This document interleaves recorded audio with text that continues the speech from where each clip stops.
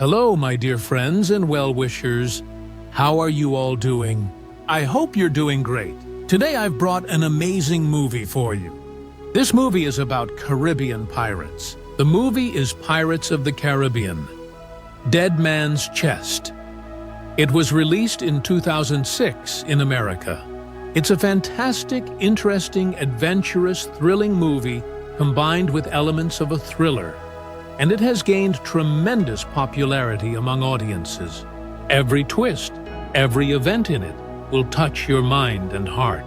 So without wasting any more time, let's get into explaining the movie. On what should have been Will Turner and Elizabeth Swann's wedding day, Cutler Beckett, the powerful official of the East India Trading Company, arrives at Port Royal to turn it into a disaster instead. Just when everyone should have been celebrating the wedding, Beckett shows up with his soldiers and arrests both Will and Elizabeth. Their only crime is helping Jack Sparrow escape. Beckett has no sympathy for pirates, and as punishment for helping Jack, both Will and Elizabeth are sentenced to hang. Even Commodore James Norrington is targeted for failing to capture Jack. But Norrington had already sensed that things were turning against him. So, humiliated, he resigns from his post and also sets out to sea, with one single goal: to find Jack Sparrow no matter what.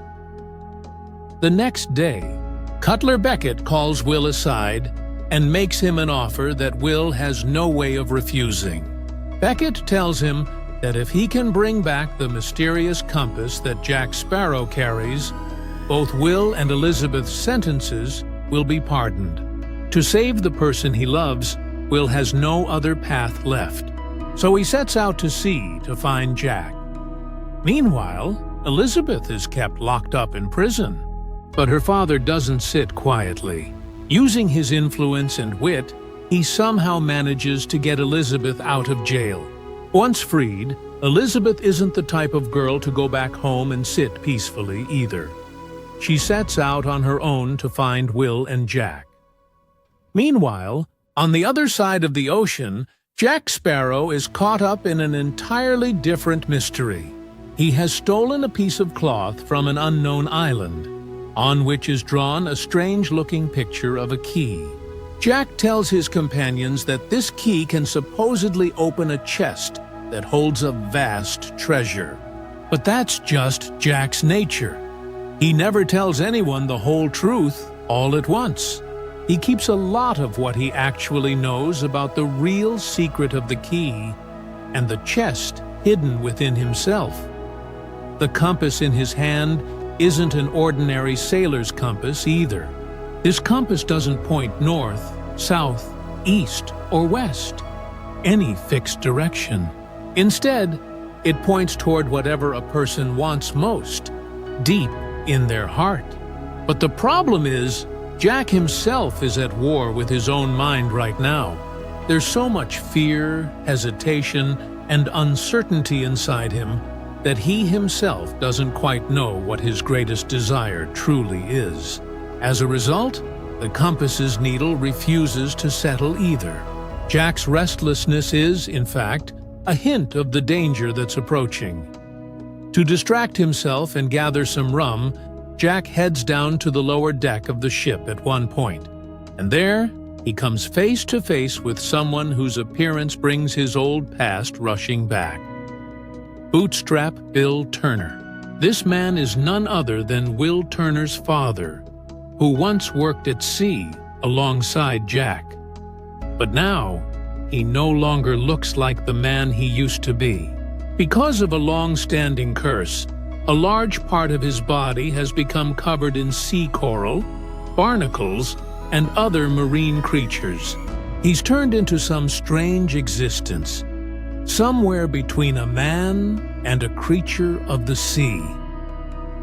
Bootstrap then reminds Jack of the most terrifying truth of his past.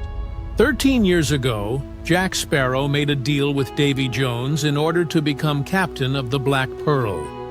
In exchange for that deal, Jack had mortgaged his own soul. The condition was that for 13 years, he would be free to sail the seas as captain of the Black Pearl. But now, that time limit has run out. In other words, no matter how far Jack runs, his old debt will eventually catch up with him, and the owner of that debt is no ordinary being. Davy Jones.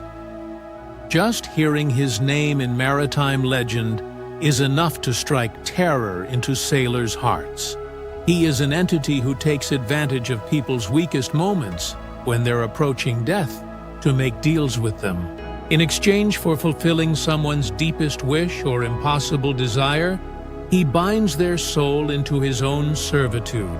Once someone gets trapped in this deal, escaping it is almost impossible. Davy Jones's power isn't limited to himself alone. Under his command is the most terrifying weapon of the sea, the Kraken. Using this gigantic sea monster, Davy Jones can destroy any ship in an instant. In other words, Jack doesn't just have one enemy in front of him now, he's up against a force from which there's nowhere in the sea to hide. Bootstrap himself is a victim of this same curse. At one point, in order to survive, he too had to accept servitude to Davy Jones. So he knows very well what fate awaits Jack. In the end, he warns Jack. Davy Jones will definitely come looking for him now, and as proof of this warning, he plants a terrifying black mark on Jack's hand. This mark isn't just a symbol. Through it, Davy Jones can track Jack's location. In other words, no matter how far Jack runs, no matter what unknown island he takes shelter on, this black mark on his hand will ultimately show the enemy the way to him. And now Jack has very little time left. The 13-year-old deal has expired. Davy Jones is looking for him, and he himself is carrying the very mark on his hand that will lead him straight to the sea's most terrifying enemy. After getting the black mark on his hand, Jack Sparrow realizes he no longer has the chance to sail the seas normally. Davy Jones could find him at any moment. So Jack orders his crew to take the Black Pearl to some safe place as quickly as possible.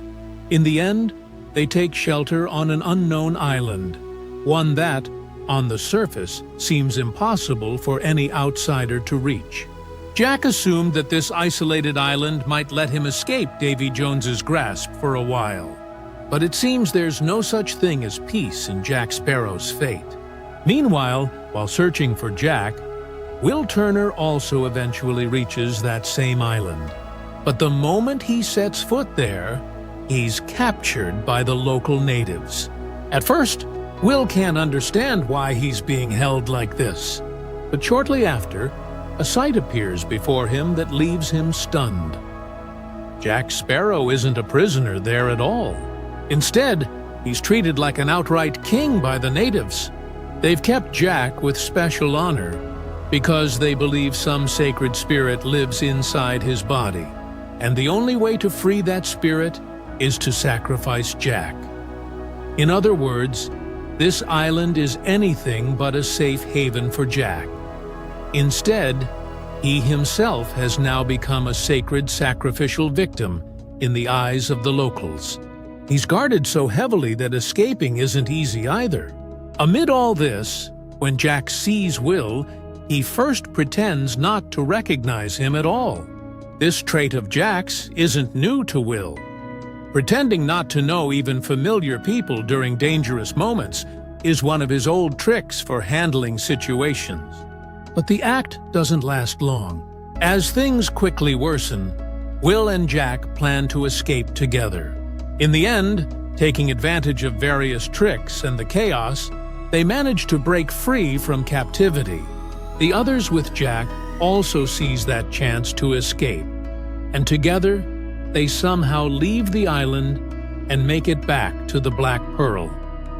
But Jack knew the real danger was still ahead. Because escaping Davy Jones wouldn't be as simple as just running away, he would have to find a way out of his own contract. To find the answer to this mystery, they all go to see Jack's old acquaintance, the mysterious fortune teller, Tia Dalma. It's from Tia Dalma that Jack learns what that mysterious key can actually open.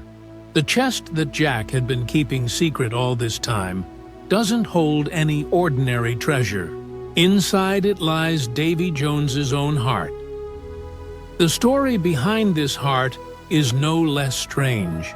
Once, Davy Jones too was a man, one whose heart held love. He had deeply loved a woman, but that love ultimately ended in betrayal and unbearable suffering. To free himself from that agony, Davy Jones cut open his own chest, tore out his heart, and locked it inside a chest, hiding it somewhere in the sea. From then on, he gradually turned into the cruel, cursed being everyone now knows as Davy Jones. But that very heart became his greatest weakness, because whoever manages to gain control of that heart can control Davy Jones however they wish. It's even possible to kill Davy Jones forever by driving a knife through that heart. So the heart isn't just some mysterious object. It's the only weapon that can destroy Davy Jones, and at the same time, the key to gaining control over one of the sea's most powerful beings. Tia Dalma also gives Jack another important item, a jar containing dirt, because Davy Jones has one strange weakness. He cannot set foot on land. So if Jack can keep some dirt with him, it will act as a form of protection for him against Davy Jones. It goes without saying that a man like Jack would place great importance on even such a strange item for his own safety. After this, an even more dangerous plan begins. Will sets out alone to reach Davy Jones's ship, the Flying Dutchman. Jack gives him clear instructions on how to introduce himself. So, in front of Davy Jones's men, Will introduces himself as someone who has come to pay off Jack Sparrow's old debt on his behalf. A little while later, the Flying Dutchman slowly rises from the dark depths of the sea. The ship looks like a living nightmare, a massive, cursed vessel emerging from beneath the waves. And looking at the faces of the sailors aboard it, it's clear they're no longer fully human. Some have bodies fused with fish-like features. Others have grown barnacles or coral, like sea creatures, on their skin. It's as if the sea has slowly consumed their bodies and made them a part of itself. And then, Davy Jones himself appears before Will. His face is covered in tentacles like an octopus. One hand is like a crab's claw, and his entire body bears the marks of sea creatures. Looking at him, it becomes clear just how far this cursed life at sea, over so many years, has taken him from being human. The moment Will utters Jack Sparrow's name, the situation turns even more dangerous. Davy Jones realizes that Jack has been avoiding him, running and hiding, and using his mysterious power, he reaches the Black Pearl within moments. Jack still hasn't realized that all his attempts to stay hidden have failed. Davy Jones now reminds Jack of his old deal. The contract Jack made 13 years ago to become captain has expired. Now he must pay the price of that deal. Jack has only two paths in front of him. Either he becomes Davy Jones's slave himself, or he must gather 99 souls in his place. And the most terrifying part is that Jack has only 3 days to gather these souls. In other words, to save his own freedom, Jack must now trap 99 people in a deal from which escape is nearly impossible. As a result, Jack is no longer just facing the question of escaping Davy Jones. He now faces the horrifying decision of sacrificing others' souls in order to save his own. after Davy Jones gives Jack the ultimatum to gather 99 souls within 3 days. Jack realizes he now has to recruit people fast. But the problem is, it isn't easy to find people willing to stand beside a pirate like Jack for such a task. In the end, fate brings him face to face with a man he once knew as a Commodore, James Norrington. But the respected officer he once was no longer exists.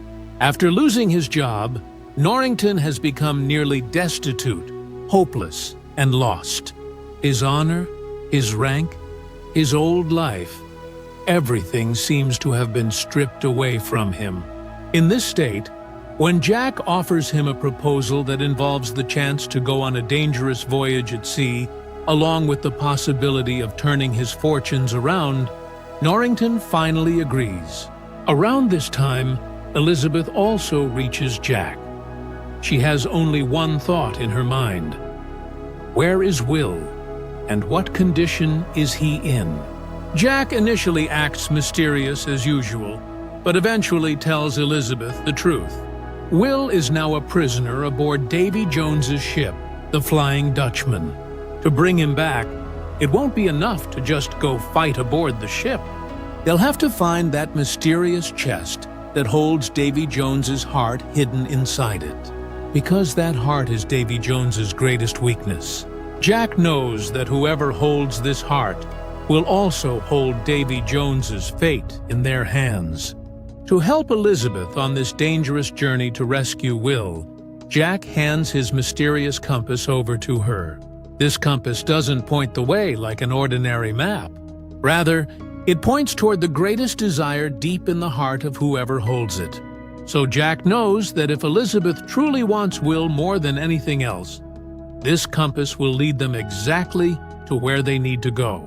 Meanwhile, aboard the Flying Dutchman, Will finds his own father. Bootstrap Bill, who has been trapped under the sea's curse for so many years, can't hold back his emotions upon seeing his son in front of him. This reunion between father and son is joyful, but deep sorrow lies hidden within it too. Because Will realizes his father isn't aboard this ship by his own choice, Davy Jones's curse has kept him bound in this servitude for years on end. As they talk, Will learns that Davy Jones keeps the mysterious key that opens the heart's chest on himself. Not in any box. He wears the key around his own neck like a locket.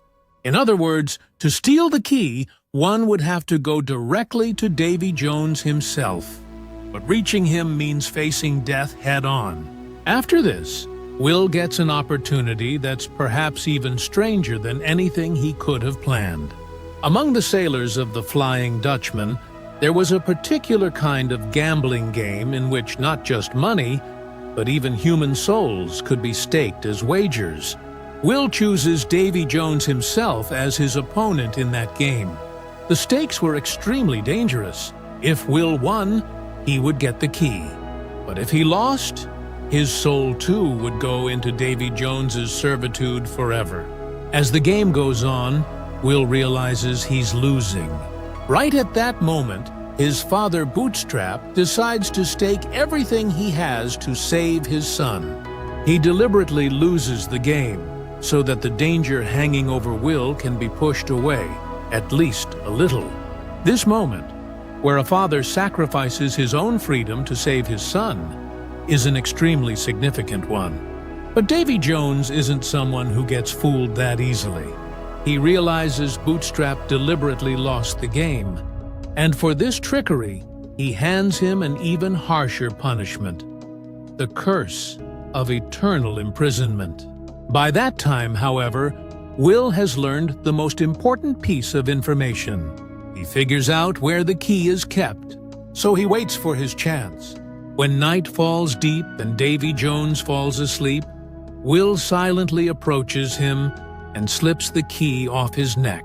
Then, without making a sound, he escapes from there. Now he holds in his hand the very key that can open the door to Davy Jones's greatest weakness. Meanwhile, Jack, Elizabeth, and James Norrington, with the compass's help, finally track down the location of that mysterious chest.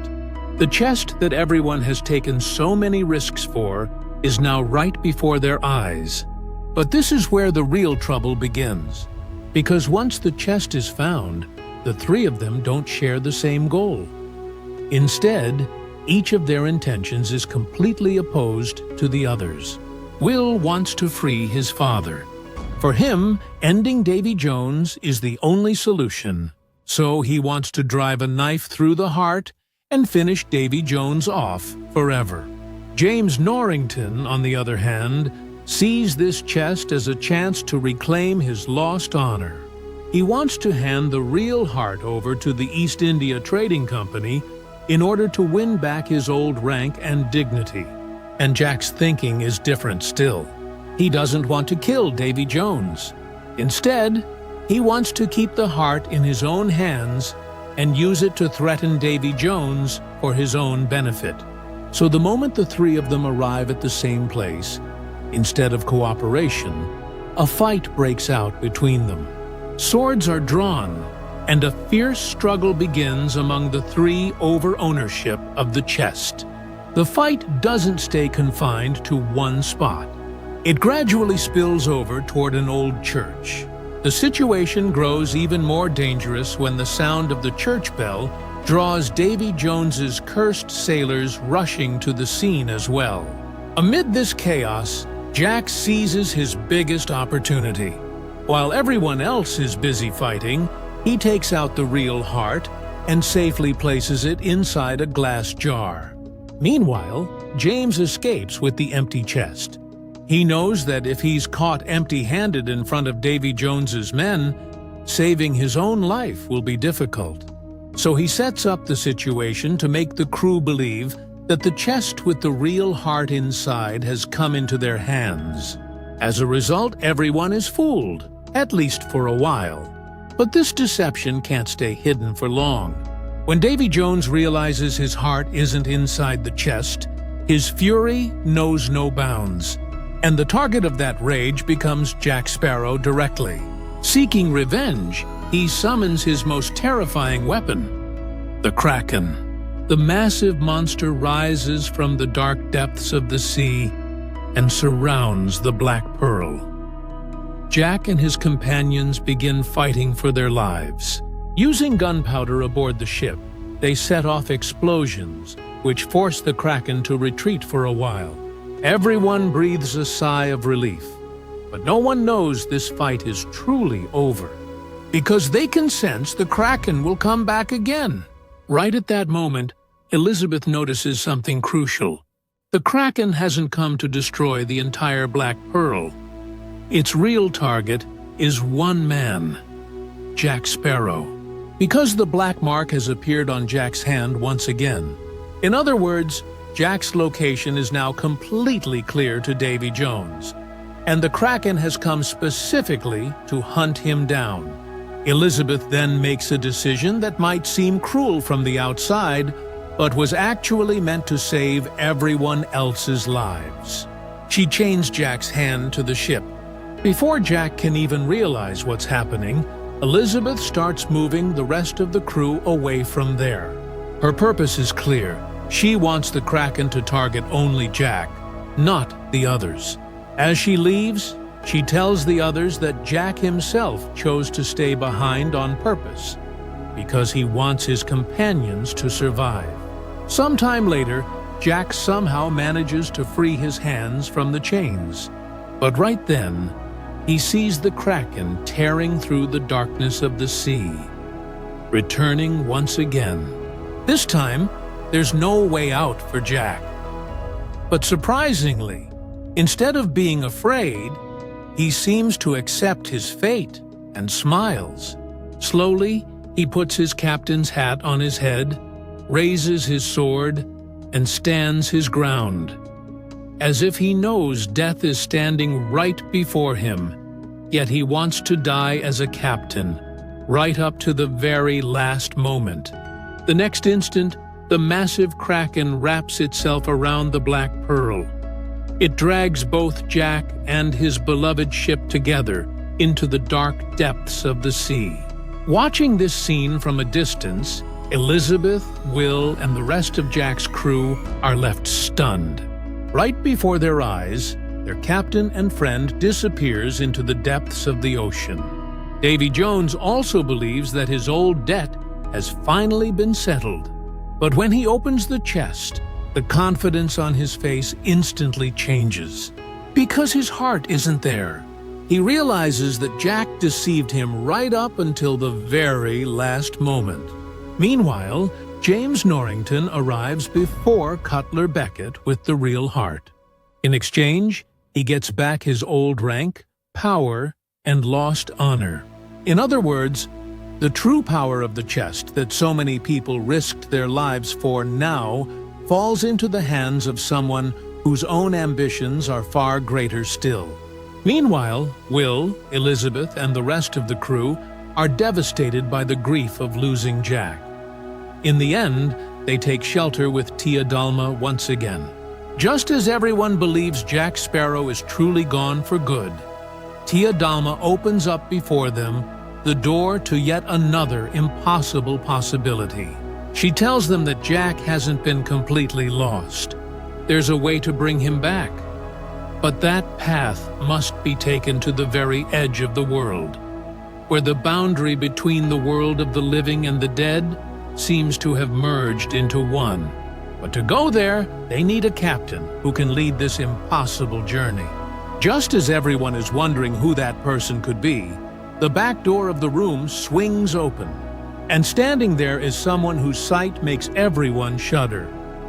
Captain Barbossa. The man everyone had believed dead all this time is, in fact, alive. And his return means only one thing. Jack Sparrow's story doesn't end here. Instead, an even bigger, darker, and more dangerous adventure awaits ahead. After somehow freeing his hands from the chains, when Jack looks up again, his greatest fear comes true. The Kraken has returned. The massive monster is once again churning up the sea's black water and closing in on the Black Pearl. At this moment, Jack might have had a chance to run and survive, but he realizes that running won't help this time. Because of the deal made with Davy Jones, the Kraken's real target is Jack himself. His crew has already moved far away, so if Jack runs now, the monster might chase after them instead.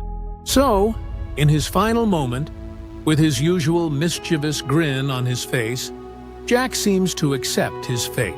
Slowly, he puts his captain's hat on his head, grips his sword tightly, and then walks toward the terrifying monster. It feels as though, even standing before death, Jack Sparrow refuses to give up his identity as captain. The very next moment, the Kraken wraps its massive tentacles around the Black Pearl. In an instant, the ship becomes helpless against the monster's power. Jack can no longer put up any resistance either. The very sea that Jack once ruled as if it were his own kingdom now begins to pull him down into its depths. The gigantic Kraken drags both Jack Sparrow and the Black Pearl together into the dark depths of the ocean. Watching this scene from a distance, Will, Elizabeth, and the rest of Jack's crew can hardly believe what has happened. Right before their eyes, their captain is lost, and the Black Pearl vanishes into the black depths of the sea as well. The man who, until now, had staked his own life to save everyone else, is the one who, in the end, is never seen coming back. Meanwhile, Davy Jones believes that he has finally settled his old 13-year-old debt. Having managed to hand Jack Sparrow over to the Kraken, he feels everything is now under his control. But right then, he opens the chest and finds his heart isn't inside it. In an instant, his confidence turns into rage and despair. He realizes that Jack deceived him right up until the very last moment. Even though the Kraken took Jack away, the real prize, Davy Jones's heart, has slipped out of his hands. In other words, even though Jack's death seemed certain, he still managed to keep his biggest move hidden right up to the very end. Meanwhile, James Norrington takes possession of the real heart and arrives before Cutler Beckett with it. The man who, until now, had nearly broken down after losing his rank, honor, and power, now holds in his hands something whose power could shift the balance of strength across the entire ocean. In exchange for handing Davy Jones's heart over to Beckett, Norrington regains his old rank and honor. But along with this, a terrifying power also passes into the hands of the East India Trading Company, because now they hold the power to control Davy Jones. Meanwhile, Will, Elizabeth, and the rest of the Black Pearl's crew are devastated by grief over losing Jack. The man they had survived so much danger with, who had come back from the brink of death so many times, they now assume that this time, Jack is truly gone for good. As a last resort, they return once again to Tia Dalma. Just as everyone is drowning in grief, having accepted Jack's death, Tia Dalma says something that changes the entire situation once again. She reveals that Jack Sparrow isn't completely lost. There's still a way to bring him back, but it isn't any ordinary place. To find him, they must travel to the very edge of the world, to a place where the boundary between the worlds of the living and the dead is no longer normal. In other words, to bring Jack back, an even more impossible journey now awaits them. But this journey can't be made alone. They need an experienced captain, one who knows how to navigate unknown seas and has the ability to survive in dangerous situations just like Jack Sparrow himself. Just as everyone is wondering where such a person could be found, someone slowly walks in through the back door of Tia Dalma's room. Everyone present is left stunned at the sight of him, because this is a man they had long believed to be dead. He is none other than Captain Barbossa, the very Barbossa who was first seen as Jack's enemy, who was once captain of the Black Pearl himself, and whose death everyone had taken for certain. That same Barbossa now returns. His unexpected return changes the entire direction of the story. Because now, to bring Jack Sparrow back, they'll have to take Barbossa along on the journey to the edge of the world. And stepping forward to lead that impossible voyage is a man whose own past is deeply intertwined with Jack's. And so, even though the story seems to end with Jack's apparent death, this is actually where the preparations for an even bigger adventure begin. On one side, Davy Jones's heart is now in Beckett's hands. On the other, Jack Sparrow is trapped beyond death. And Will, Elizabeth, and their new captain, Barbossa, are getting ready to bring him back. So the end of this chapter isn't really an ending at all. Rather, it's a vast, mysterious door left open for the next chapter. Friends, so far we've been going through a brief explanation of this movie. I hope you've enjoyed it a lot. Now we'll discuss some hidden twists in this movie, which I think you'll enjoy a lot too. Let's get started.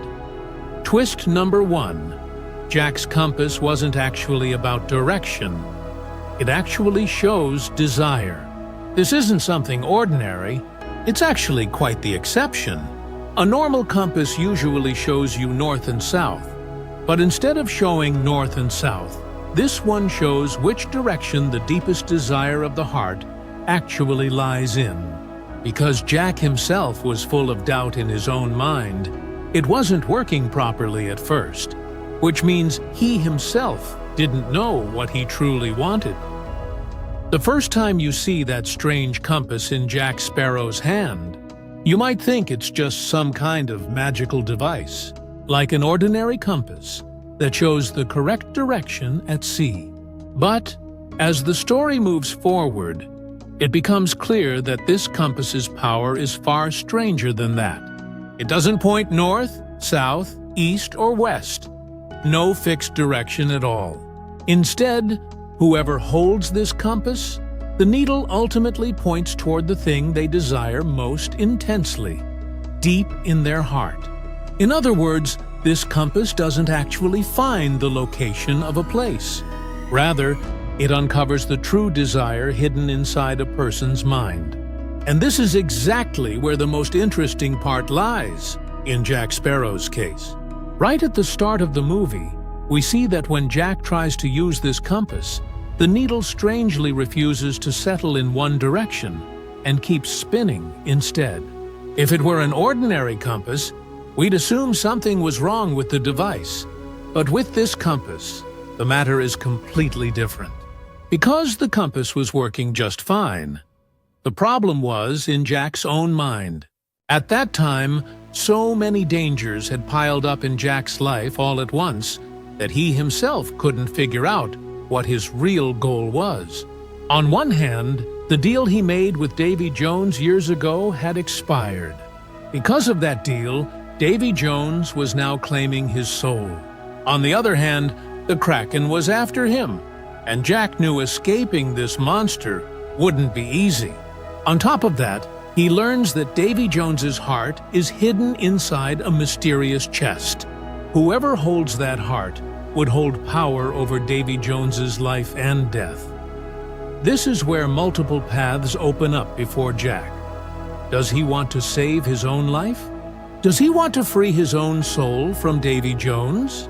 Or does he want to take Davy Jones's heart for himself and control him with it? It could also be that his greatest wish is simply to get his freedom back. But when Jack's own mind doesn't have a clear answer to any of these questions, the compass needle can't seem to decide which way to point either. This is why the compass needle keeps changing direction over and over. It's as if the conflict inside Jack's mind is being displayed right before our eyes. From the outside, Jack always seems like someone who can make a decision in an instant, no matter the situation. No matter how big the danger, he pulls out some trick or another with that strange grin on his face. But this compass reveals that Jack's inner self isn't actually that steady. As clever as he is, he's just as much a man trapped between his own desires and fears. And this aspect makes Jack's character even more compelling, because he isn't just running from Davy Jones. At the same time, he's fighting his own inner hesitation too. The danger before him is clear, but what he actually wants most isn't clear even to himself. So the very compass that can instantly reveal another person's deepest desire ends up in Jack's hands, revealing his own restlessness instead. What's even more interesting is that, through this compass, the movie sets Jack apart from the other characters. Characters like Will, Elizabeth, or Norrington have much clearer goals. Will wants to save his father. Elizabeth wants to get Will back. And Norrington wants to reclaim his lost honor and rank. But in Jack's case, his desire isn't fixed on any single thing. He wants to hold on to freedom, power, safety, and his own life, all at the same time. And this is exactly why his compass, too, seems to fall into confusion over him. Later, when Jack becomes somewhat certain about his real purpose, the compass starts working again and shows the way to the desired place. In other words, the problem was never with the device. Once Jack's mind is clear, the compass shows the way clearly too. This small detail is actually a brilliant symbol representing Jack's mental state throughout the movie. Most importantly, this compass puts us in front of a question. What does Jack Sparrow actually want? Does he just want to survive? Or does he want to win back his freedom? Does he want to defeat Davy Jones? Or does he want to use his power for his own purposes? The movie doesn't give us that answer directly. Instead, through the compass's behavior, It gives the audience a chance to guess at what's going on inside Jack's mind. So if you look at Jack's compass as merely a magical navigation device, you'll miss its real significance. It's actually a mirror of Jack Sparrow's mind. When an ordinary person loses their way at sea, a compass shows them the path. But when Jack Sparrow loses his way within his own mind, this compass can't give him any easy answer either. And that's exactly why the restless needle of the compass at the start of the movie is actually a major hint. The biggest mystery behind the danger Jack has fallen into isn't hidden anywhere in the sea, it's hidden within his own mind. Twist number 2. Bootstrap Turner is alive, but he's no longer human. Where William's father was, everyone who first saw him assumed he had died. But he had actually survived in a cursed form as Davy Jones's slave. This is actually one of the most emotional moments of the story for the son. Everyone had assumed, years ago, that Will's father, Bootstrap Turner, was dead. All Will had of his father was some old stories and the pain of having lost that man.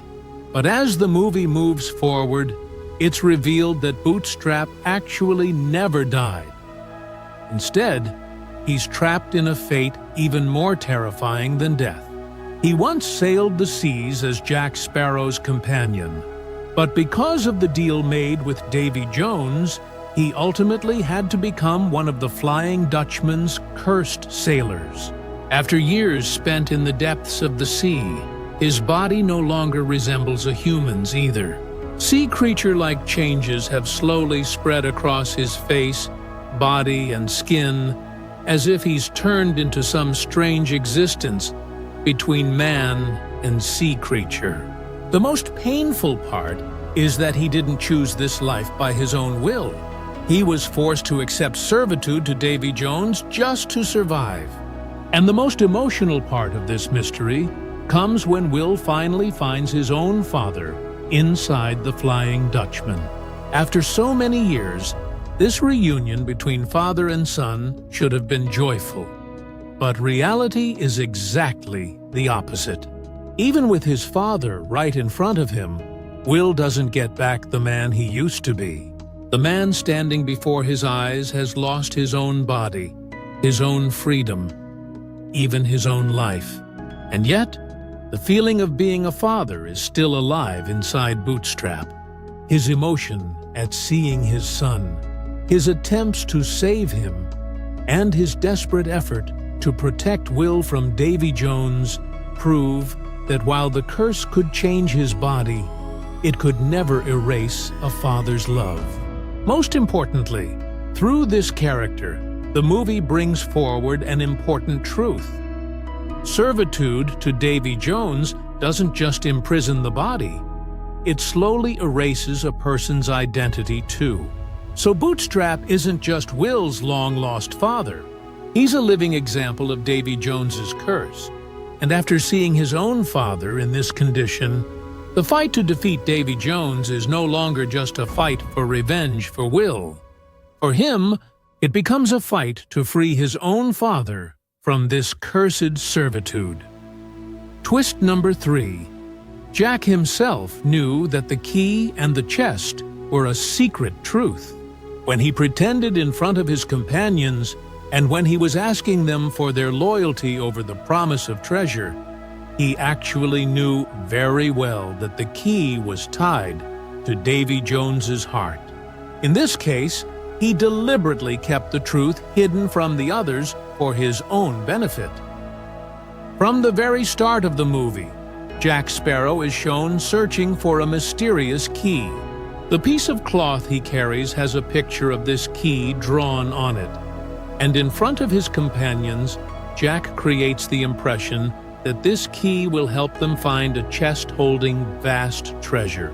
Naturally, Jack's crew, drawn in by that greed, agree to stay with him.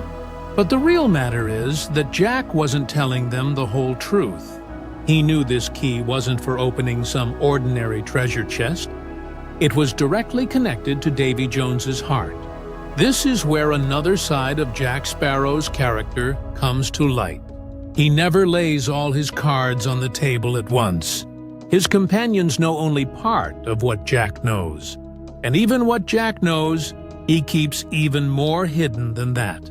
Because he understands that if Davy Jones's heart truly falls into someone's hands, that person won't just gain a valuable object. They'll gain the power to control Davy Jones's very life. Using the heart, Davy Jones could be forced to obey, or even destroyed forever. So for Jack, this key isn't a key to treasure at all. It's actually the key to gaining control over one of the sea's most terrifying powers.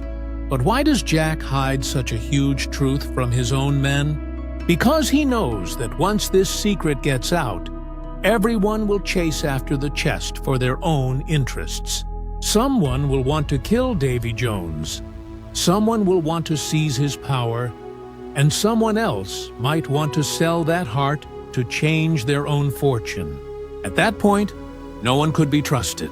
So Jack deliberately presents the whole matter as if it were an ordinary treasure story. His own goal, of course, isn't simple either. Jack isn't planning to kill Davy Jones directly. Instead, he wants to create a position where Davy Jones's heart stays in his own hands, so he can use that heart to control Davy Jones. In other words, at the center of Jack's plan lies seizing power and securing his own freedom. Here, alongside Jack's intelligence, his selfishness also becomes clear. He knows that if he tells everyone the truth, the situation could slip out of his control. So he makes his own men believe a story that hides his real purpose. From the outside, it looks like he's simply chasing after treasure. But deep down, he knows that what might come into his hands at the end of this journey is worth far more than any ordinary treasure. And this secrecy is what makes the entire situation even more complicated later on. Because when Will, Elizabeth, and Norrington reach the chest, it turns out each of them has a different purpose.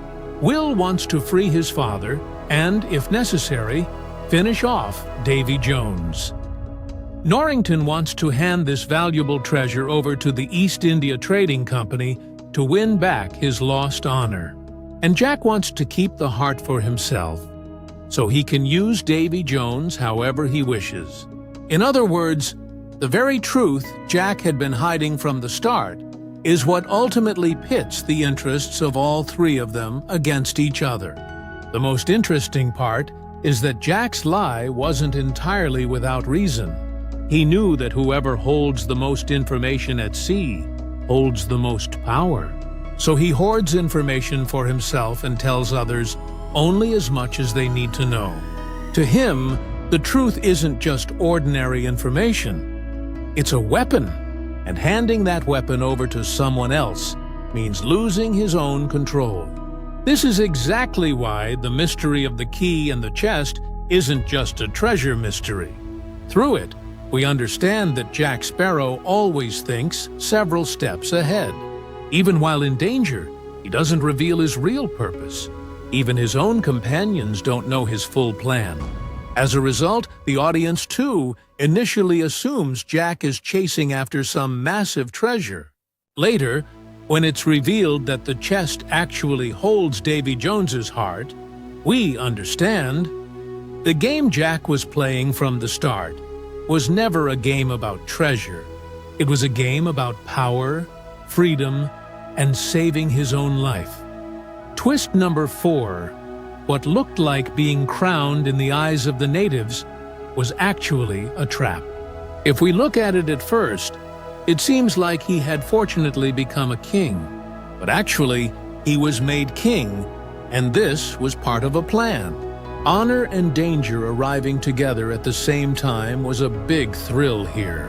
When Jack Sparrow reaches that unknown island at first glance, things seem to have turned out unbelievably well for him. After a long search, Will arrives there and finds that, instead of being held captive, Jack is surrounded by the island's natives with royal honor. Special arrangements just for him. Crowds of people around him. Seeing all this, it looks as if Jack has, through some impossible trick, once again found himself a safe haven. They even treat him as their own king. It seems as if, for a man like Jack, who somehow always escapes every danger alive, fortune is once again working in his favor. But a little while later, it becomes clear that behind this honor, which looks as beautiful as it does, lies an equally terrifying purpose. The people of the island believe that some sacred spirit or divine being resides within Jack's body, and the only way to free that spirit is to kill Jack and sacrifice him.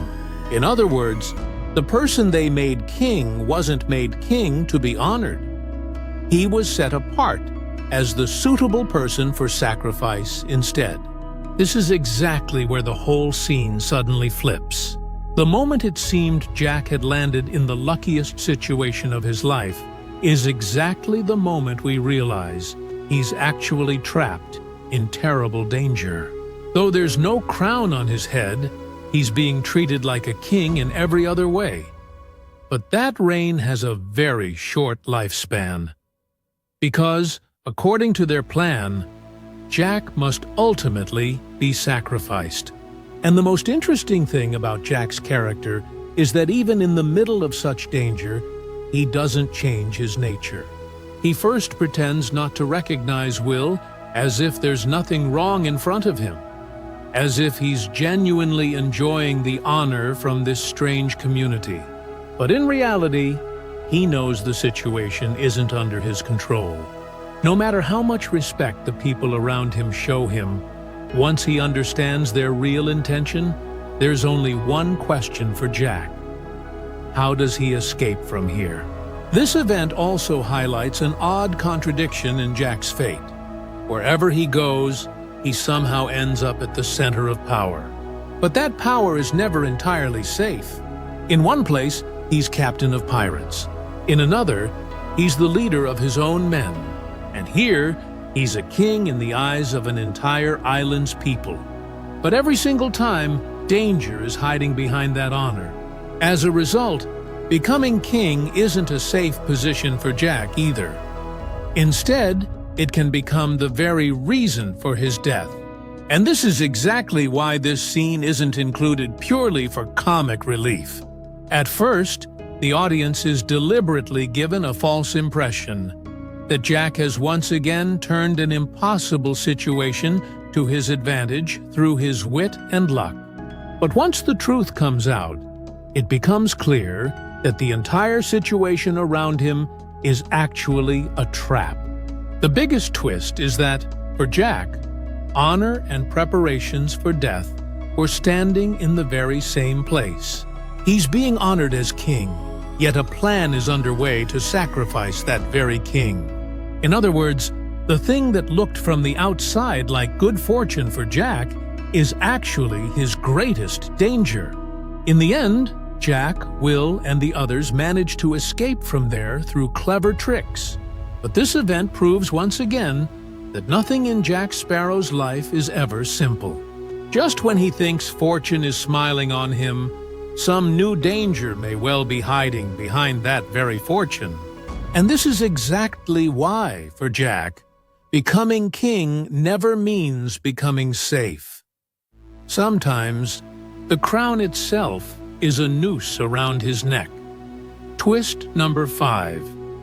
Hidden behind Davy Jones's terrifying form is a tragic love story. Even though this terrifying character looks like an octopus, at first he seems like a pure monster. But actually, behind this transformation lies a huge, heartbreaking story. A love story that actually made him so cruel and aggressive. The first time you see Davy Jones, it's hard to imagine him as an ordinary human being. His face is covered in octopus-like tentacles. Various parts of his body carry features of sea creatures, and the sailors around him are in a similarly terrifying state. As a result, at first, the audience simply sees Davy Jones as a mere sea monster. His behavior only reinforces that impression further. He's cruel, merciless, and seems to have no sympathy at all for human life or emotion.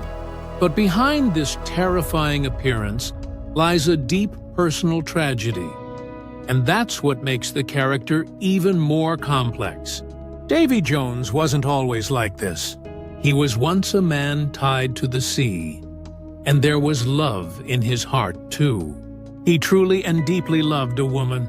Around that love, he had built a dream for the future in his mind.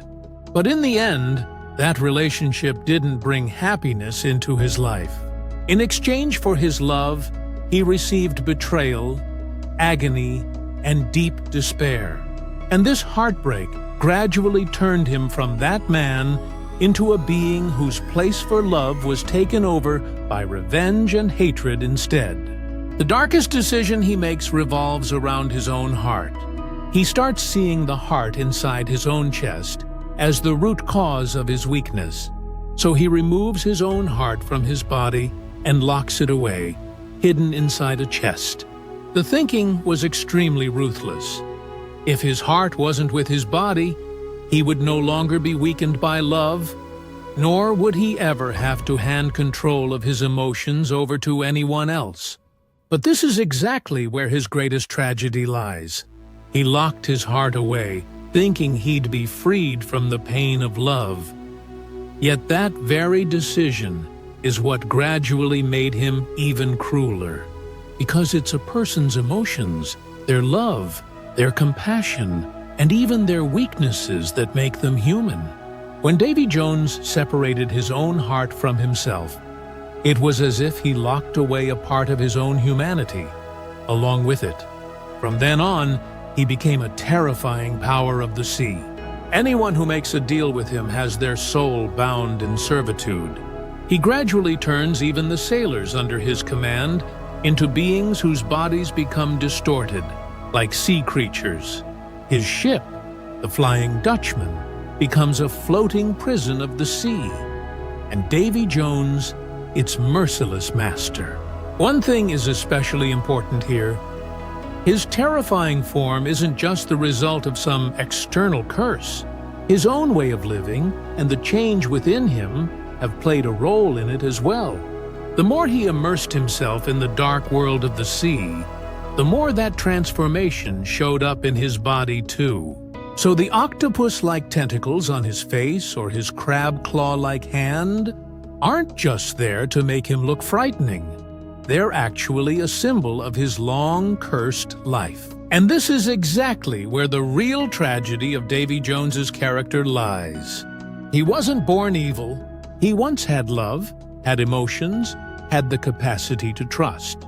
But after being wounded by love, in trying to erase his own weakness, he ended up destroying his own humanity instead. He thought that if he locked his heart away, he'd never be hurt again. But in reality, that very heartlessness is what turned him into someone who doesn't hesitate for even a moment to destroy another person's life. And this is exactly why the chest holding Davy Jones's heart isn't just some magical object. What's actually locked inside it is Davy Jones's most human part.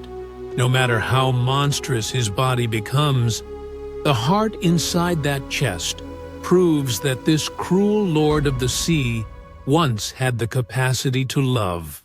So looking at Davy Jones as merely a villain doesn't let you understand the full depth of his character. Hidden behind his terrifying appearance is the story of a broken man. One who, wounded by love, came to see love itself as his greatest enemy. And in the end, it's the decision to separate himself from that very heart that turned him into the kind of monster the whole ocean has come to fear.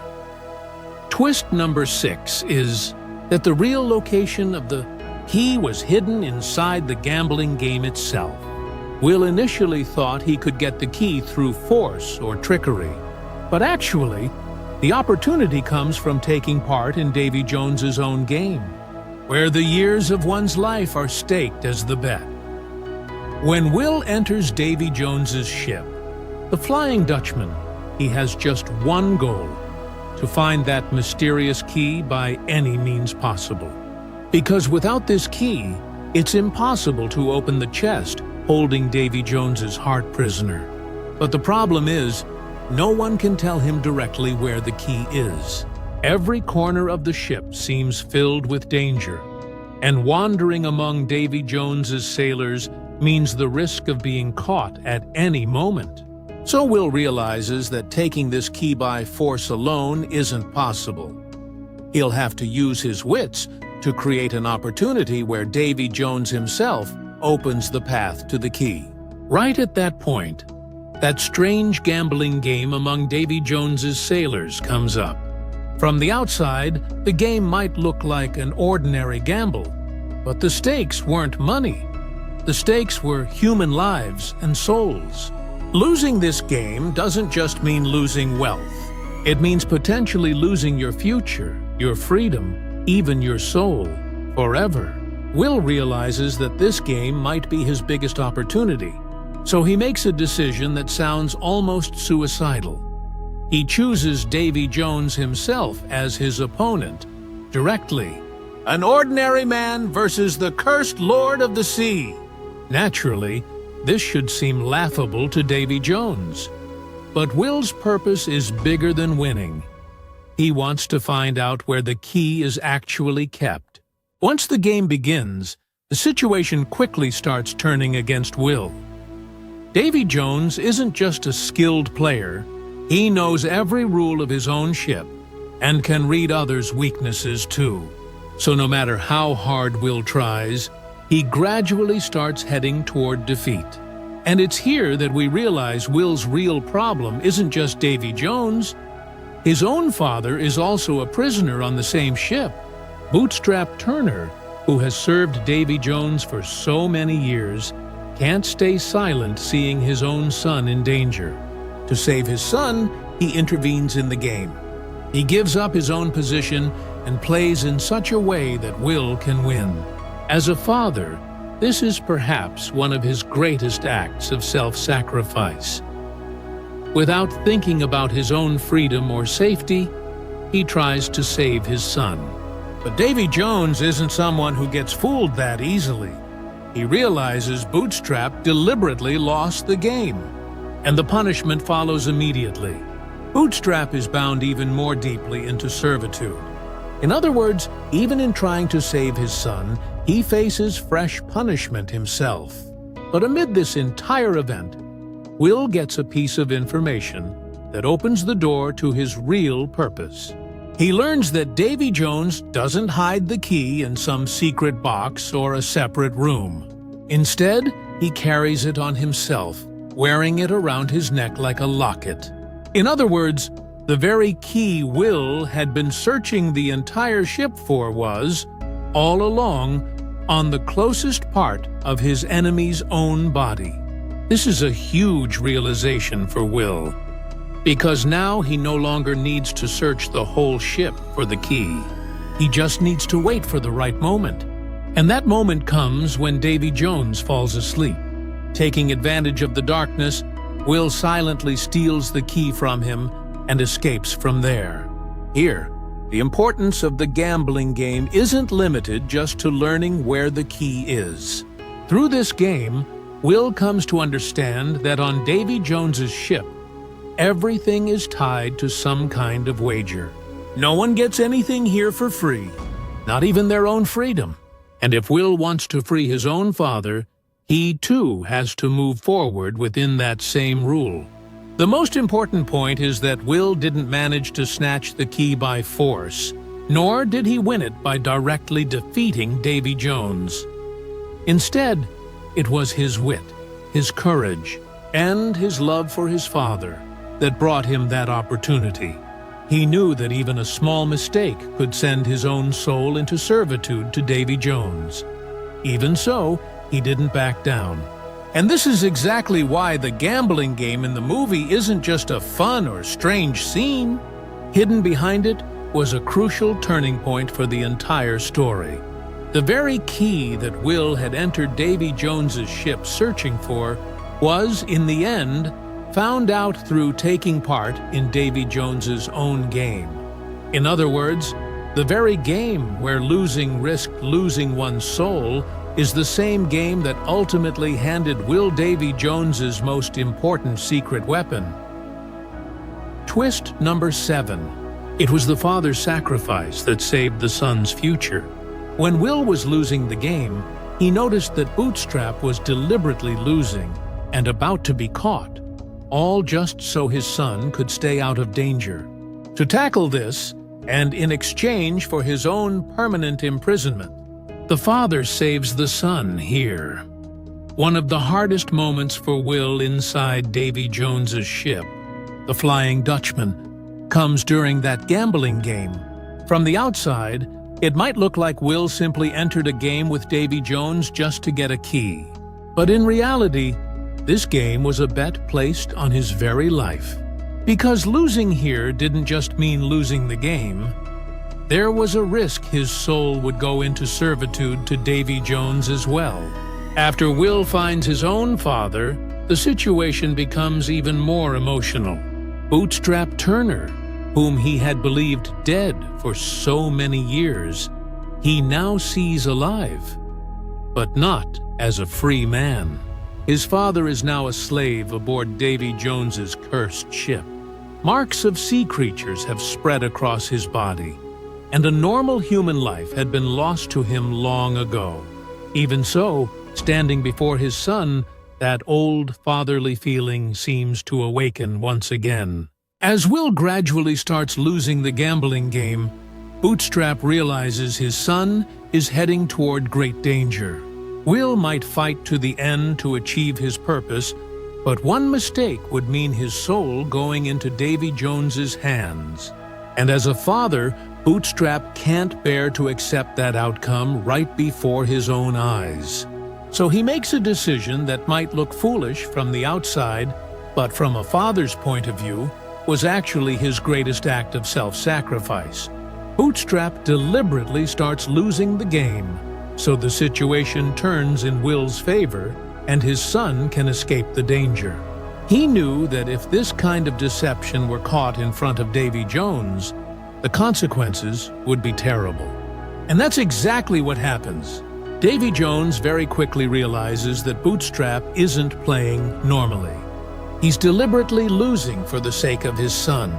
In other words, Bootstrap is risking his own position and future to try to save Will.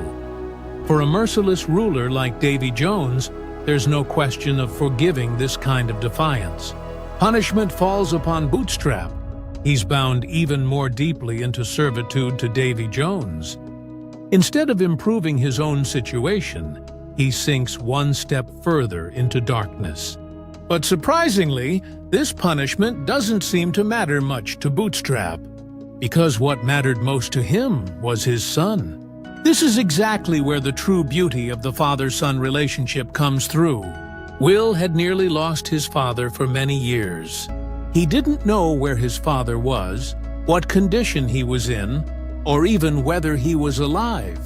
But to Bootstrap, even after that long separation, Will is still his child.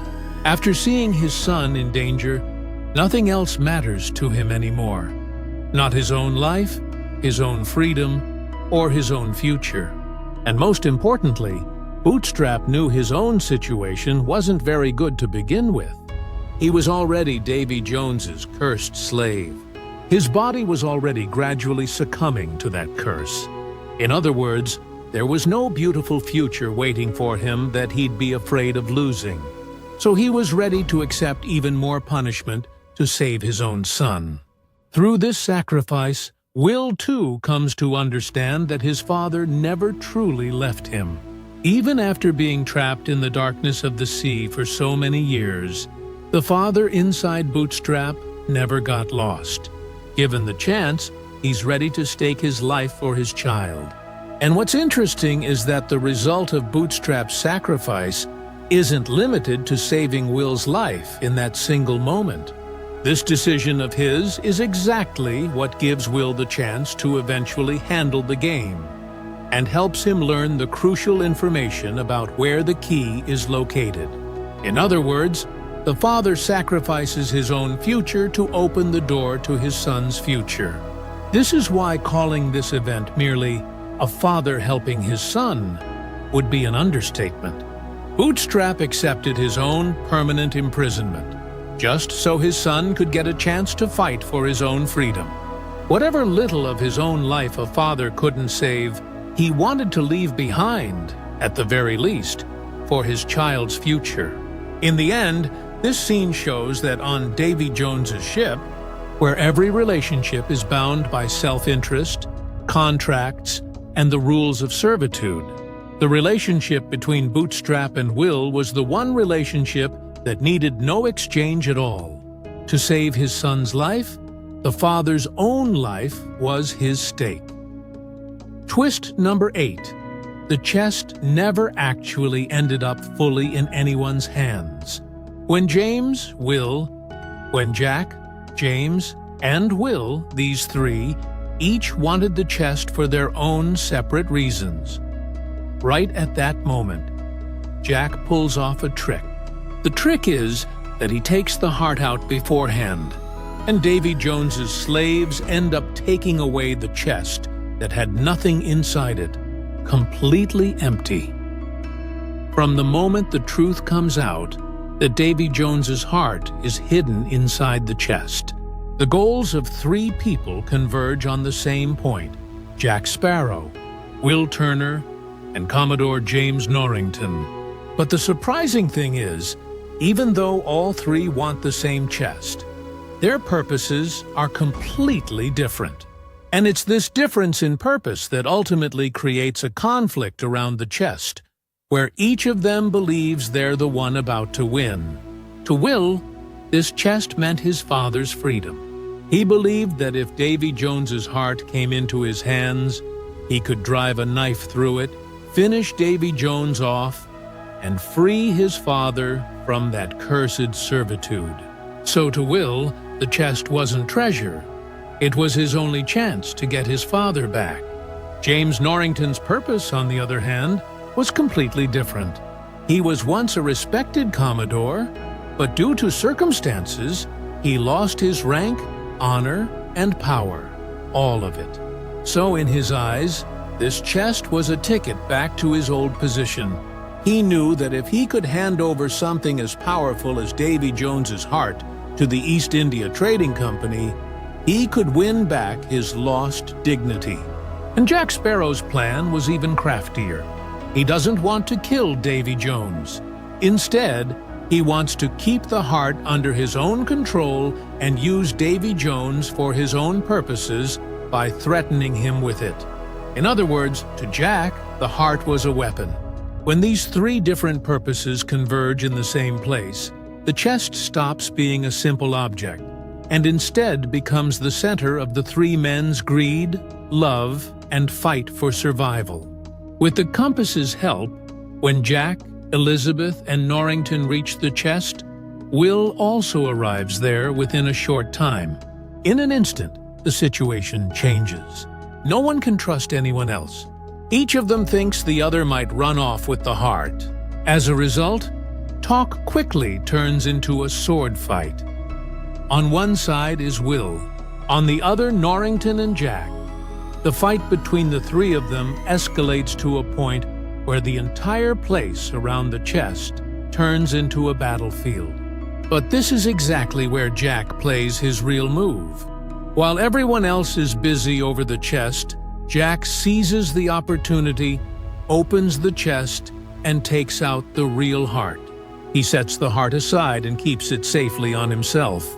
And this is done so silently and cleverly that the others don't even realize the real object has already left the chest. After this, the situation grows even more complicated.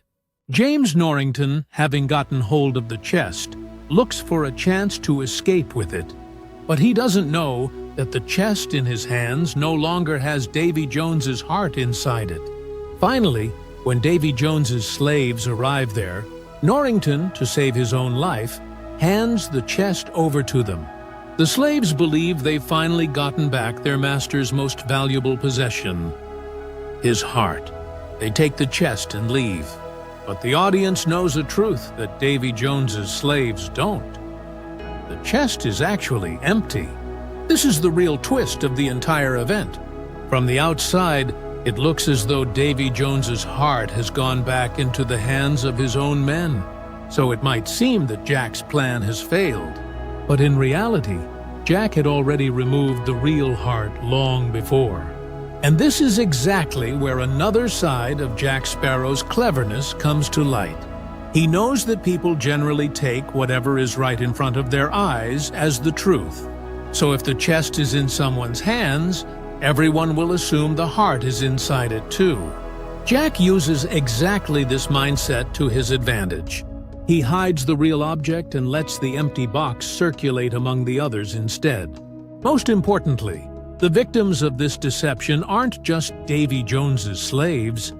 Even Norrington unknowingly becomes part of Jack's plan. He thinks he's securing his own future with the chest, while the real power had already slipped out of his hands long before. In other words, in the end, no one truly wins the chest completely. Will wanted the chest to free his father.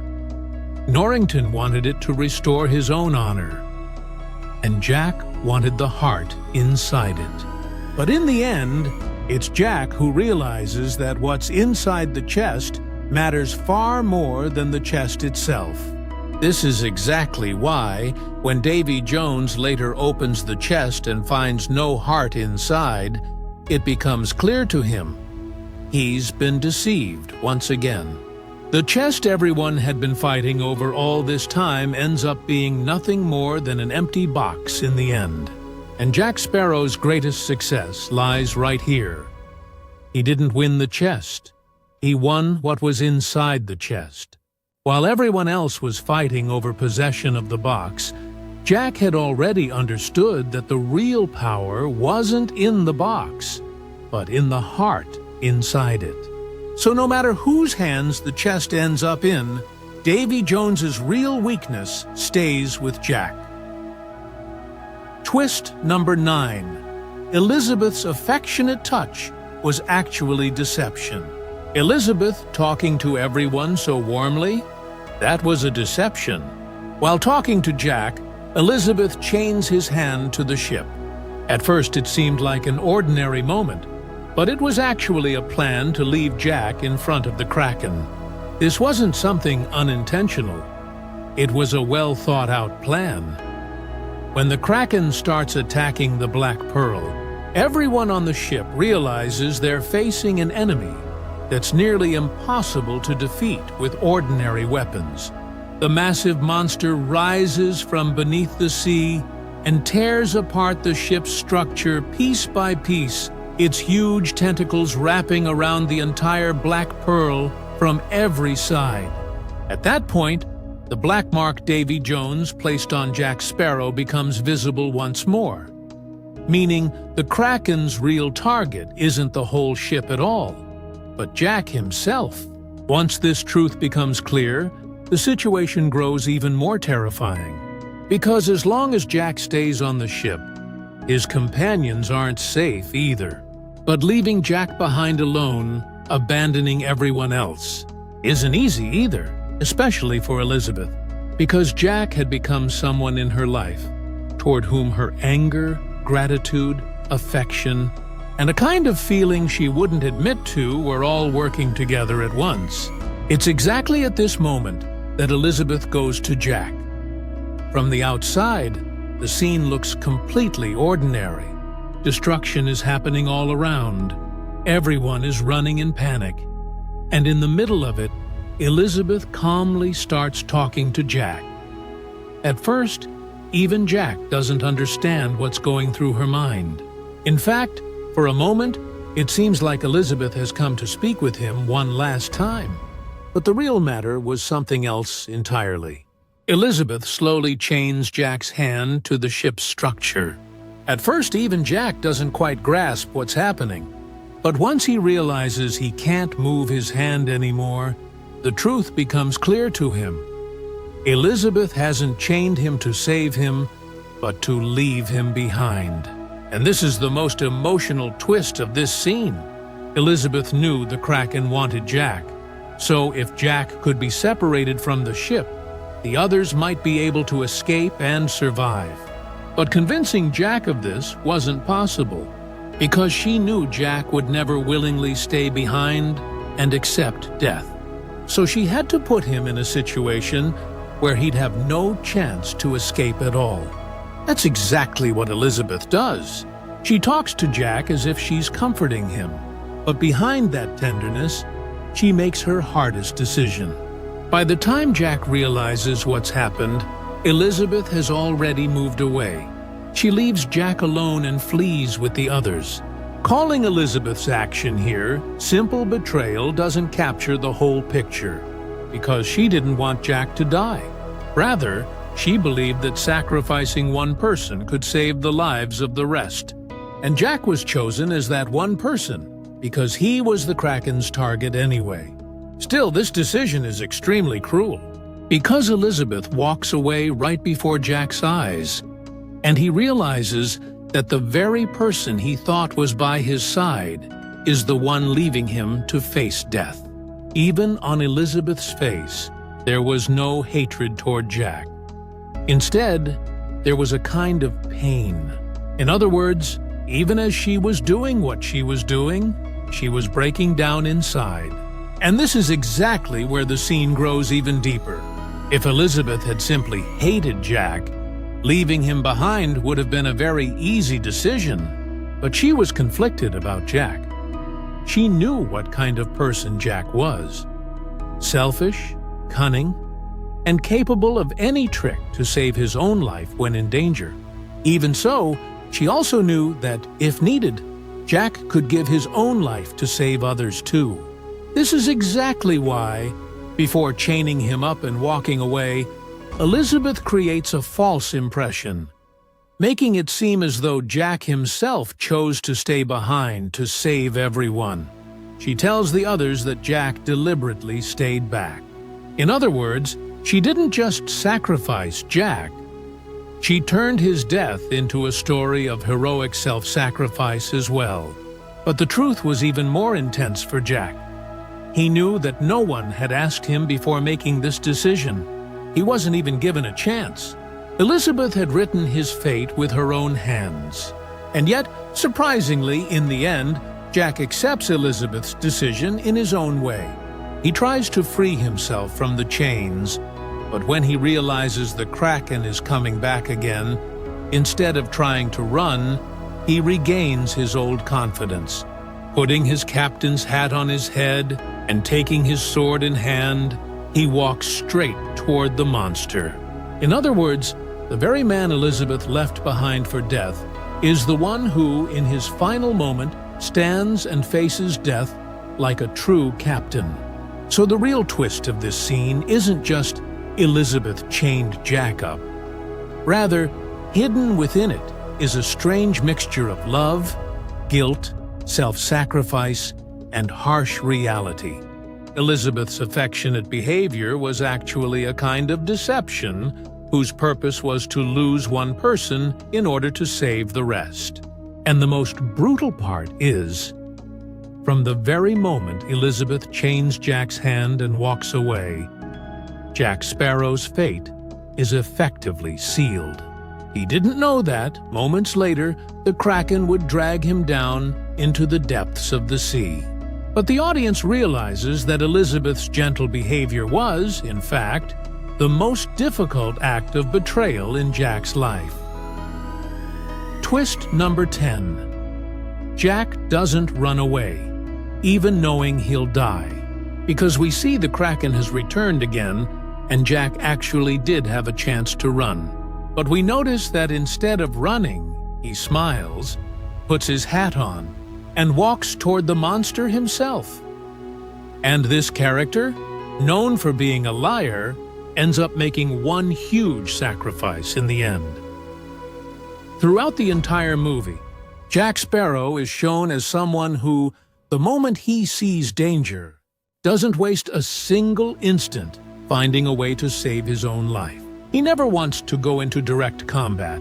Instead, he feels far more comfortable deceiving his enemy, lying, escaping when he sees the chance, or pushing someone else forward to create a safe path for himself.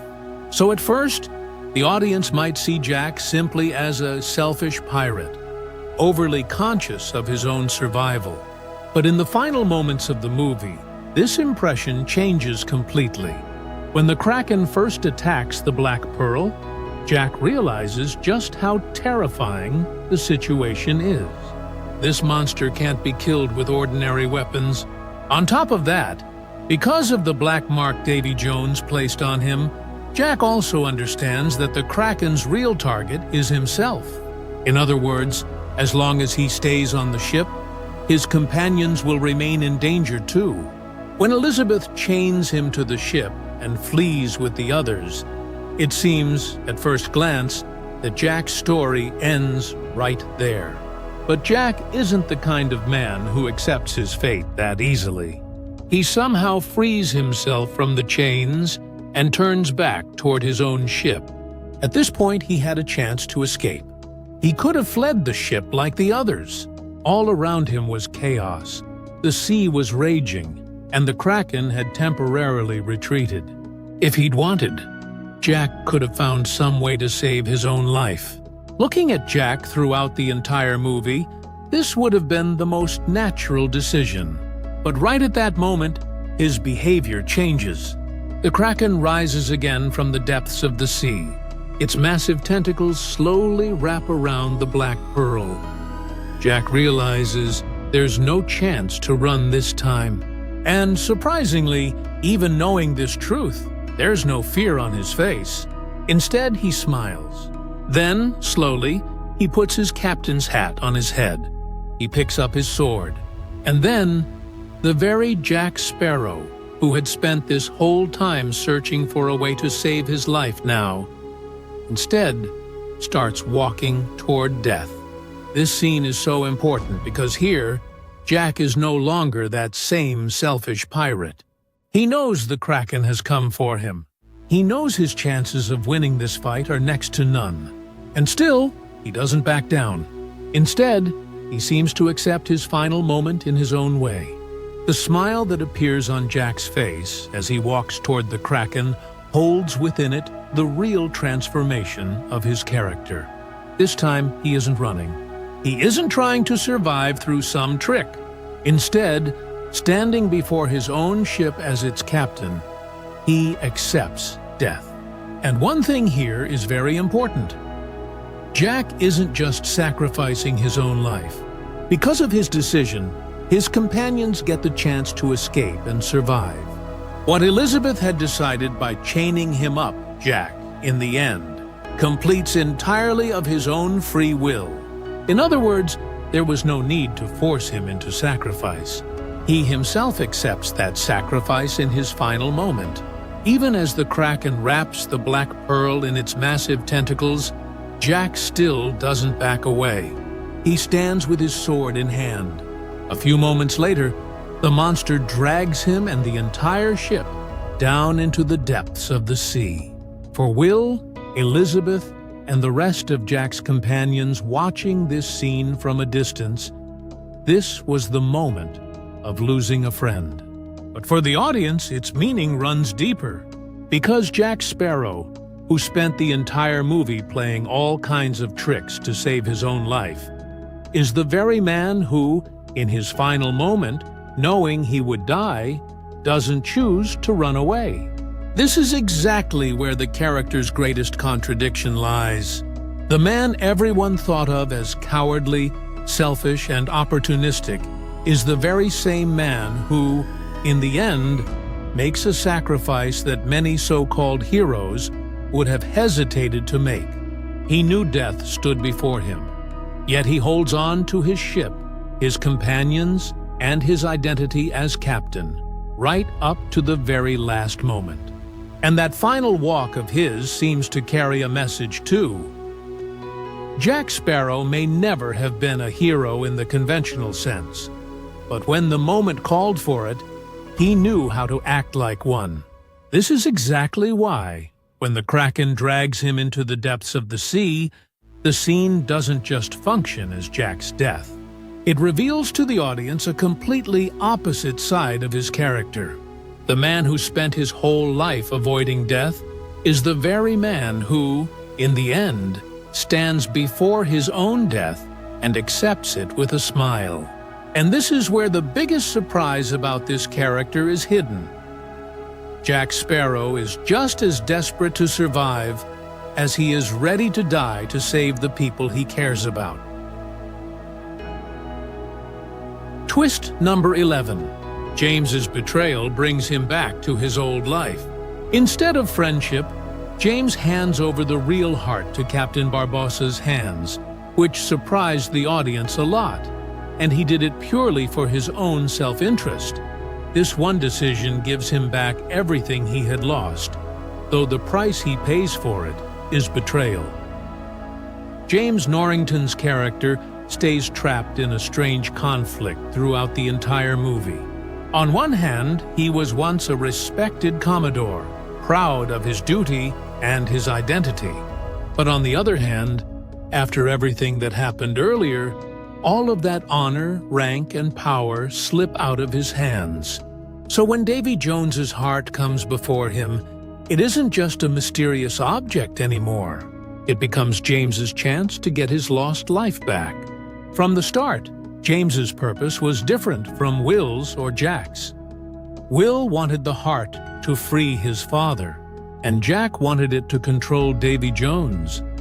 But in James's eyes, this heart was the key to power. Because he knew that if he could hand over to the East India Trading Company something capable of controlling someone as powerful as Davy Jones, his own position would grow strong again. The problem is that to get this chance, he has to make a decision that forces him to choose between friendship and his own self-interest. During the struggle over the chest, when James realizes the situation is slipping out of his control, he chooses the safest path for himself. Even though Jack cleverly takes out the real heart, James still manages to escape with the chest. From the outside, it might look like his victory, but even he doesn't know that the chest in his hands is now empty. Later, the real heart comes into his hands through a different route from Jack, and that's when James faces the biggest decision of his life. He could have kept the heart for himself. He could have helped Will and Elizabeth. He could even have taken part in the plan to finish off Davy Jones. But James doesn't choose that path. He hands the real heart over to Cutler Beckett. Behind this decision was his intense desire to get his old life back. To Beckett, Davy Jones's heart was a weapon capable of controlling the sea's most powerful ships and sailors. And James knew that if he could hand something this valuable over to the company, his own worth would rise again too. And that's exactly what happens in the end. James gets his lost rank back. The man who, just a while ago, had been wandering around humiliated, penniless, and lost, gets his old identity back once more. His uniform, his power, his honor, everything seems to return to him.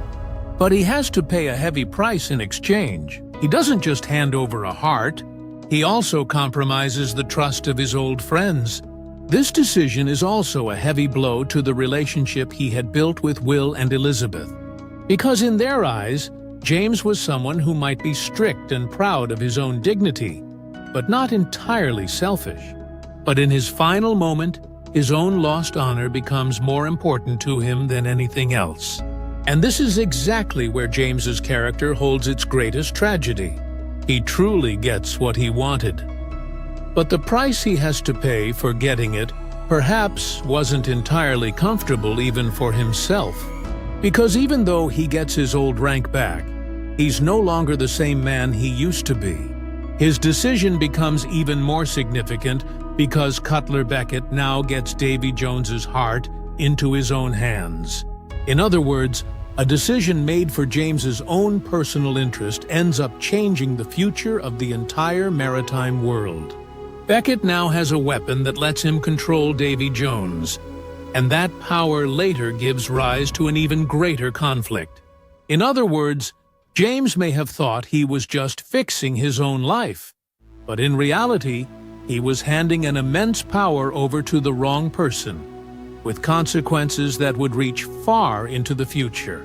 Most importantly, James's betrayal here wasn't the decision of a simple villain. He didn't do this to destroy anyone. He wanted to get his lost honor back. But that very selfish desire is what forces him into a decision that ultimately weakens him morally as well.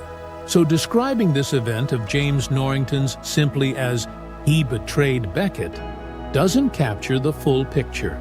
The real matter is that his intense desire to get his old life back is what forced him onto a path where he had to value his own honor more than friendship. And the most intriguing part of the movie is that he really does get his old life back. But the path that led him back to that old life was built on a betrayal whose consequences would go on to bring even greater danger in the future. Twist number 12. Death. In this story, isn't the end but a new journey. We see that when everyone had broken down over Jack's death, when everyone had given up their last hope, they learned that there's still a chance to bring him back from the very edge of the world. And right at that moment, the sudden return of Captain Barbossa, who was believed dead, proves that death at sea isn't always permanent, that a great many things can actually be brought back. After the Kraken drags Jack Sparrow into the depths of the sea, the entire story seems to come to a sudden halt. The man who had until now handled every single danger through his wit, cunning, and strange luck is now lost right before everyone's eyes. The Black Pearl too disappears into the depths of the sea, and for his companions, there's only one truth left. Jack is gone. Will, Elizabeth, and the rest of Jack's crew are devastated by this. It's especially hard for Will and Elizabeth because just moments earlier, they had been making plans for a future with Jack in it. Now they've lost the very man who was perhaps always hard to trust, but whose presence, in times of danger, had become their greatest source of reassurance. The most surprising thing is that the movie could have ended Jack's story right here, showing a hero or main character's self-sacrifice and bringing down the curtain would have been a very natural ending. But this movie doesn't give the audience that option. Jack's death isn't actually the end of the story. It's the beginning of an even bigger adventure. Grief-stricken, Will, Elizabeth, and their companions return to Tia Dalma. They don't know how it might be possible to bring Jack back, but Tia Dalma says something that changes the meaning of the entire situation. She reveals that Jack isn't completely lost. There's still a chance to bring him back. But that chance isn't an easy task at all. To bring Jack back, they must travel to the edge of the world, to a place where the boundary between the world of the living and the world of the dead seems to blur entirely. At this moment, the story suddenly turns toward a whole new mystery. Because up until now, the audience had assumed that curses like Davy Jones's and monsters like the Kraken were the greatest supernatural powers in this world. But hearing Tia Dalma's words, it becomes clear that this world of the sea holds many more mysteries, ones ordinary people know nothing about. And this is where an even bigger surprise comes in. Tia Dalma reveals that they'll need an experienced captain to bring Jack back. Just as everyone is wondering who could lead this impossible journey now, someone slowly walks in through the back door. Someone the audience and the story's characters alike had all believed to be dead. Captain Hector Barbossa. The very Barbossa, who was shown as Jack's greatest enemy in the first movie, is now brought back here alive. As a result, one thing becomes clear. In this world, showing someone as dead doesn't necessarily mean their story is over. It isn't safe to assume that. Barbossa's return isn't just here to shock the audience. Through it, the movie actually opens up a huge door for the next chapter. Because now, stepping forward for the mission to bring Jack back is a captain who knows Jack very well, understands his tricks, and is also familiar with the sea's strange rules at the same time. And the most interesting part is that the very man who once wanted to kill Jack now has to lead the journey to bring him back. In other words, the possibility of an enemy becoming an ally is created right here. In this final moment, the movie throws several big questions at the audience. Is Jack really dead? What actually lies at the edge of the world? Is it truly possible to bring someone back from the world of the dead? And how did Barbossa come back to life? None of these questions are answered at this point. Instead, the answers are saved for the next movie. So Jack disappearing into the depths of the sea isn't really an ending at all. Rather, it's a door that opens the way to an even darker, more mysterious, and more dangerous adventure. On one hand, Jack's death plunges the whole group into grief. On the other, Barbossa's return gives birth to new hope right in the middle of that same grief. And the movie ends right between these two opposing emotions. Most importantly, in this world of the sea, death doesn't mean the end of everything. Here, a curse can change a person. The dead can return, and beyond the sea, there may exist a world where the line between the living and the dead is extremely blurred. So Jack Sparrow's death isn't really the final chapter of his story. It's the beginning of the strangest adventure of his life. And Barbossa, standing on the other side of the door, seems to be telling the audience in advance that the next journey is about to become far more dangerous than any adventure that came before it. My dear friends, so far we've been discussing some of the hidden twists of this movie. We'll now go over a review of this movie, and for this we'll try to take the information from Wikipedia. This movie is actually built around pirates of the Caribbean region, and it was directed by Gore Verbinski, with the story written by Ted Elliott and Terry Rossio. It was produced by Jerry Bruckheimer. Let's talk about the cast. The people who acted in it include Johnny Depp, Orlando Bloom, Keira Knightley, Stellan Skarsgård, Bill Nighy, Jack Davenport, Kevin R. McNally, Jonathan Pryce, and many others. Cinematography was done by Dariusz Wolski. Editing by Craig Wood and Stephen Rivkin. Music by Hans Zimmer. And the production house was Walt Disney Pictures, with the company being Jerry Bruckheimer Films. It was distributed through Buena Vista Pictures Distribution. It first premiered in 2006 on June 24th at the Disneyland Resort. Then it finally released in the United States on June 7th, 2006. The running time was 150 minutes, and the country was the United States. Its budget was $225 million, and in the end, it managed to earn $1.06 billion. The movie is an amazing, thoroughly enjoyable film, full of thriller twists. I hope you all enjoyed it a lot. Do let us know in the comments how you liked the movie, and be sure to like and subscribe to the channel. Thank you.